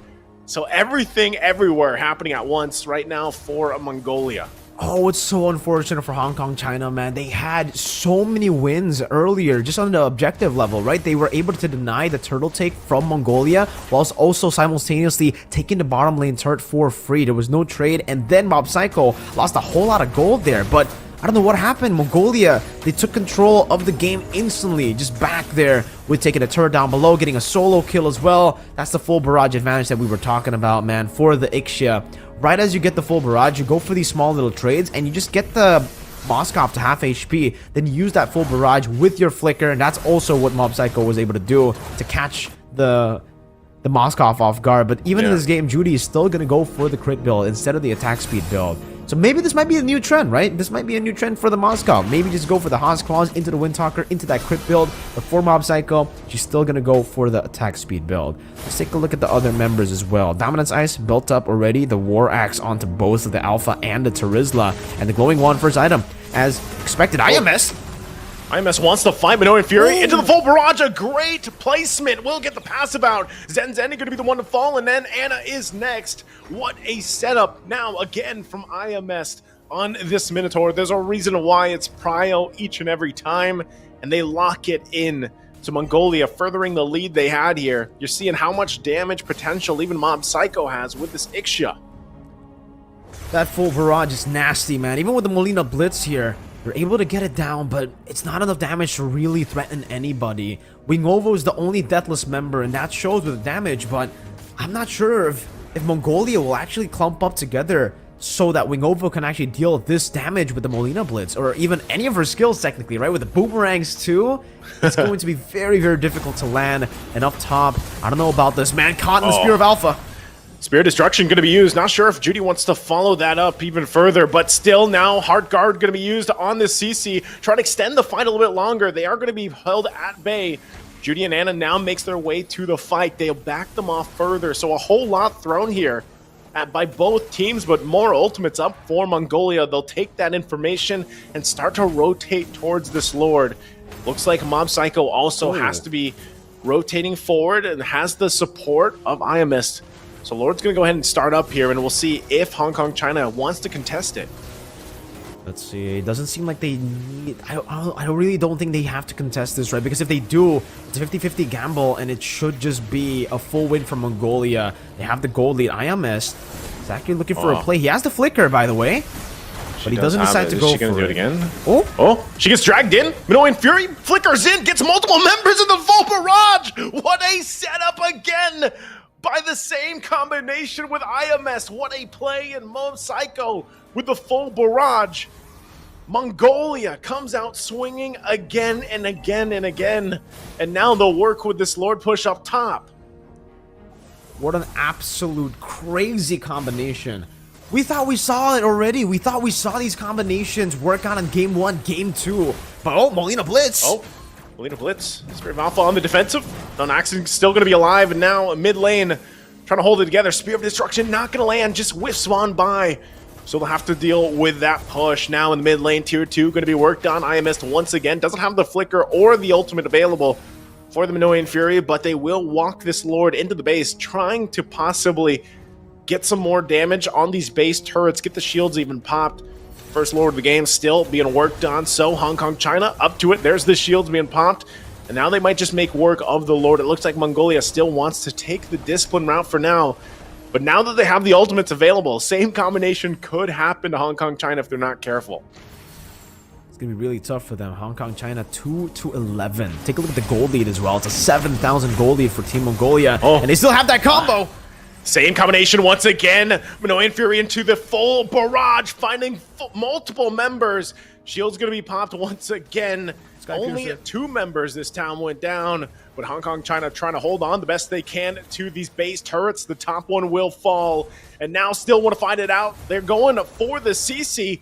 She's taking the brunt of the damage, but she's going to get whittled down, and just like that, Mob Psycho will get another kill. So now Wing Ovo and Judy left to the whims themselves, but the rest of the team will be back up. So it looks like they'll only lose that top turret for now. As if it wasn't deadly already, as if it wasn't lethal already. Mob Psycho just picked up the Sky Piercer. Naisu, this is the absolute SPA moment, the Sky Piercer abuser moment, and Mob Psycho definitely wants to utilize it, man. You can already see her, right? She's walking up, she's telling the team, go, engage. I want to see this. I want to see the 5-man execute that I can get with my full barrage. And it seems, oh, they're all going to be clumping up. No, they're good, okay. It looked really bad there if they actually got caught by all 3 of those shots by the Molina Blitz, because they were clumping up real good. But Hong Kong China, I don't think they had anybody there to even like follow up either way. But yeah, I'm really curious now to see that combo, bro. All I want to see is that combo now. The Sky Piercer is ready. This is something that we were already talking about. You mentioned it in the draft, right? The Sky Piercer, this SPA could be a thing for Mob Psycho on this Ixia, especially with the full barrage. It took some time for her to actually go for it, but hey, after the 3 core items, actually technically 4 with the Melfic Roar I think she built, now she has the Sky Piercer. So, man, you're technically already bursting, right? Your DPS has gotten to a point where you're almost bursting, and with that combo, if they all fall in the full barrage, this will be the most satisfying full barrage in MLBB, I think. If it actually happens, if it actually works out, and here it is. It could happen. It's like a boiling pot. Spear of Destruction not going to land. IMIS does have the flicker, but it looks like, they're going to be just held and stopped in their tracks with the Molina Blitz. So we're going to have to wait a little bit longer to see that combination come through. But as soon as that Lord makes its way to the base, you can bet Mongolia is going to want to make that play and trying to get that set up. The more members, the better, obviously. And really, it's up to Hong Kong China if they have enough to kind of deal with what's about to happen as they get approaching to this base here. And now we have to take a look again at the item builds, right? It doesn't... Okay, so no Melfic Roar. She actually went for the Rose Gold Meteor. And oh, I missed. Okay, she's gotta be careful. She's alright. Alright. So far, so good. They still want to use this Enhanced Lord, and for all of them, they're already tanky enough. They can all actually just dive in even. I think if they all make the sacrificial play for that full barrage moment to hit, it would all actually be worth it. They would wipe this entire team. And they're actually not going to be able to combo in the waves together. Penalty zone. Deja vu. There's the full barrage, and the setup comes through. Multiple members getting hit by it, and the Sky Piercer isn't enough. It's a double kill, though, for Wing Ovo, but the base will be worked on, and they'll sweep the series as Mongolia defeats the opponents, Hong Kong China. And they qualify straight into the main event. Ladies and gentlemen, Mongolia will be able to qualify straight to WEC 24 Riyadh. So we will see them at Riyadh together with the winner of the previous match, Kazakhstan.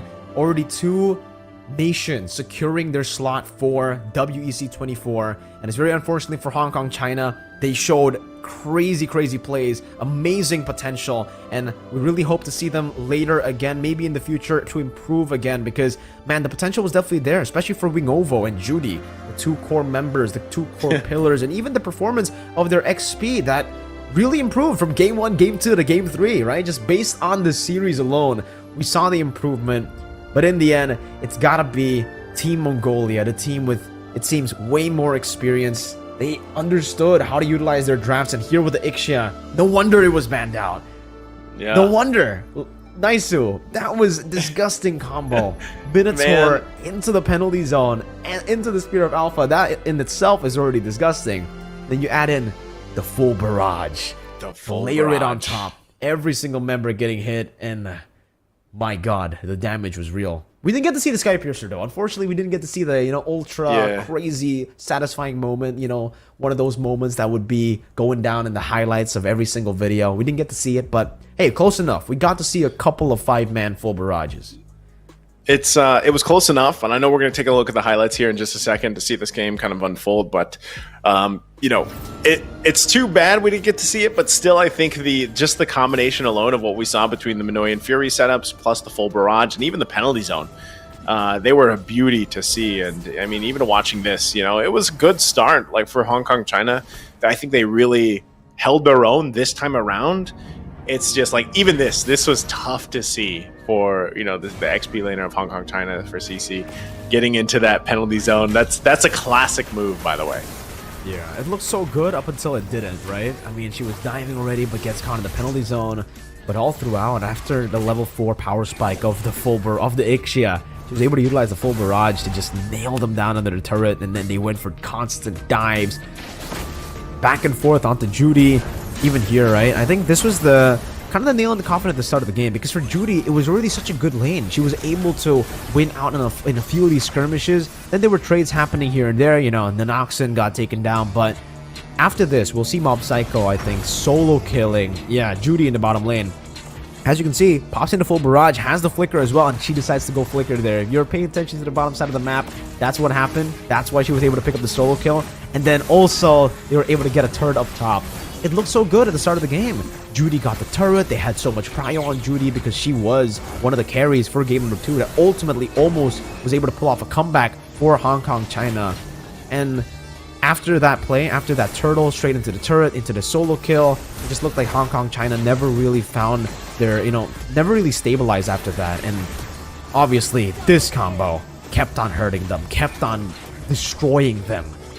IMS with the initiations, and she's a super selfless roamer, right? She just goes inside of the base turret as well, doesn't care. As long as Mob Psycho, as long as the rest of the team will be able to fully capitalize on her engage, she's completely fine doing it. And it just happens constantly, back and forth every single time. The frontliners are doing such a good job this game. Deja Vu, IMS, both of them, very, very good initiation. And after those few engages that went really, really good for them, they didn't even really force any fights until the Lord was already in. So all these skirmishes that they forced upon Hong Kong China, it was all calculated team fights. It was all calculated initiations that they took. It was never really a 50-50. Even without the Lord, they were actually doing the Lord dance. They're making the Lord dance work. Nice. Constantly using the aggro of the Lord, going back and forth and pushing in the far lane to give, technically to take it for free. In the end, it didn't look like Hong Kong China were able to contest at all, and it was because of that, because the far lane was constantly pushed, because they had some of the people zoning, and the Lord was, again, just being aggroed back and forth. So I'm an LDE. I definitely enjoyed that Lord dance performance from Mongolia, and hey, we get our 3-0. We got a 3-1. We already got like a 4-game series, and apparently that's enough, right? Nice. So we get one game that doesn't go clean sweep so far. The entire qualifiers. Technically, they played like 5 games, right? Like, technically they did, because they remade and did another game. Yeah, we almost got it, but just again, congratulations to Mongolia, a sweep here, like you mentioned, and. I don't know, man. I know people are going to have their eyes on Mongolia, the way that they played here and the way that they played every single one of those compositions. They knew exactly the game plan, and it seemed like, it was kind of different from each game 1 to game 3. But the way that they executed the lineups that they drafted were on point. They had a couple mistakes, but obviously, no one's perfect. They're not going to play a perfect game.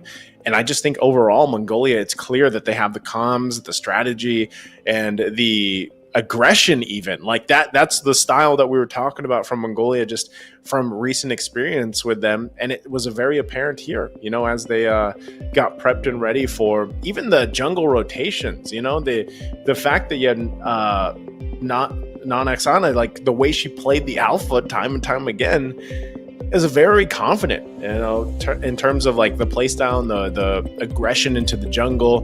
But I don't know. I think if we had to do, I would say like a series MVP, I would almost lean for IMS. She just was on point on every single roamer that she played, and that was the Edith and then the Minotaur twice, right? So very, very solid performance from them all, but IMS obviously a huge component and roamers to their teams. So great job to all of them. I gotta agree. My personal MVP for that series is also IMS. You know, she played a really good game on the Edith, 2 games on the Minotaur, and now I loved the result of the series, right? We get to see a lot of the foreshadowing as well at the start of the game, where we got the Ixia ban, we got the Minotaur ban, and we were thinking, all right, what's up with these bans, right? Are we gonna get to see it? Because in the African regional qualifiers, for the most part, every single time we saw those bans, we didn't really get to see it, right? The Hanzo mainly, we didn't get to see that, man. We got teased so many times, we didn't get to see the Hanzo, teased. And he had the opportunity to actually pick it up, right? But he promised us. Nice. So he promised us later in the African, the AEC Casablanca later on. All right. Well, we'll see in Casablanca if he does fulfill that promise. If he doesn't, nice. So we have to play a ranked game with him, right? We just gotta see go to the Hanzo. backstage. We just have to see the Hanzo somehow, some way. If you don't want to play it in the tournament, play it with us. All right. We want to see it. How good is this Hanzo? Because man, it was banned out so much. But I bet he's an SPA. Yeah, maybe. I think he's an SPA for sure. On the Hanzo? Yeah. No. Oh, his Hanzo's going to be even scarier. I think he'll fulfill his promise for sure. With the SP. Maybe he won't, because maybe it'll just be banned out nice. So maybe by that now time, we just never get to see it. Even in ranked games, when we play with Kilowane, maybe in the future it'll just be everybody, even their opponents, will always they'll ban it out. Kilowane is there. Even in classic games, even when it's blind pick, bro. It's either that. Muton bans it. Oh, no, it's either that or they just increase the price of the Sky Piercer to like 4,000 gold or something. Oh, all right, 4,000 is a bit much, right? Maybe 3,000. 3,000. Let's double 3,000 would be pretty good. 3,000 would be pretty good. Yeah, double it. 3,200, right? I think it's 1,600 right now. Yeah, so 1.5. I think it's 1.5. 1.5. All right, so yeah, 3K. Yeah. 3K would be, I think, the sweet spot there, because you get so much value out of that item, and even then, we got to see a DPS character, an Ixia. All right, played with this. The Sky Piercer. We didn't ultimately get to see the crazy execute onto 5 members, but it's possible, right? If she got it earlier, it would have been a savage. One of those full 5-man engages would have been a savage had she gotten it earlier. If there was no Nana passive too. Can you imagine, Naisu, if she went for Heptases, Blade of Despair, Sky Piercer instead of the attack speed build, right? Because, all right, maybe she wouldn't be able to get that many attacks out, but one skill 1.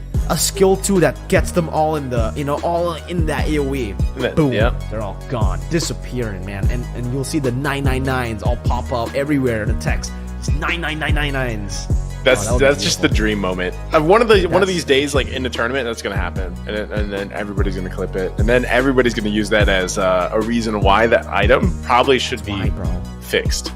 No, that's why. No, I for sure. Moonton are already gonna nerf it. There's gonna be a hotfix coming in very, very soon, right? We gotta see it before it gets nerfed. We have to see it. Some of these teams need to start utilizing it. Just SPA, guys. You gotta be abusers of the Sky Piercer, all right? Join the SPA gang. Sky Piercer. Join the SPA. You gotta show it up in the tournaments before Moonton gets rid of it, man, because it's going to change. It's not gonna be here forever. The item's too broken. It's already been talked about online. It's already everywhere, so it's too much, man. It's too much. But what a series. It was a sweep, and we have one more match today. One more match, and we'll have a very, very short break between this one and the next one. Next match incoming is Indonesia versus Brunei. So come back very, very soon, or actually just stay tuned. Go get a snack. Go get a refreshment, as Naisu likes to say. It's been Mirko and Naisu. We'll be back in 11 minutes.